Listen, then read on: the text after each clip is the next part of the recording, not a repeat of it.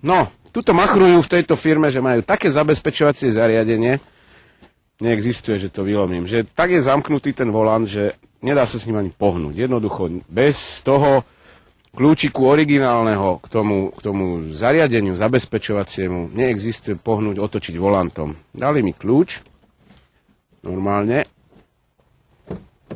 Ešte mi dokonca, že neveria, že tuli, že on je slabý, dali mi toto.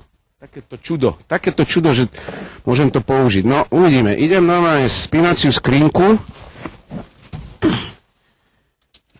Vložil som, no, pekne išlo. Počujete, aj rádio ide, všetko funguje, ale teraz bez muziky, alebo s muzikou uvidíme. No a to môžem aj zničiť, povedali, že môžem ho rozbiť ten volant.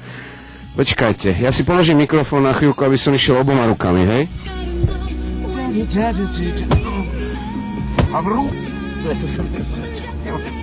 Hej! Toho by nás ani pohnúť. No ručne to nejde, ja som síce dneska ešte ani neraňajkoval, neobedoval, ale sily ešte hádam. Však doma deti vedia, koľko mám sily. No skúsim to s tým páčidlom. Takto.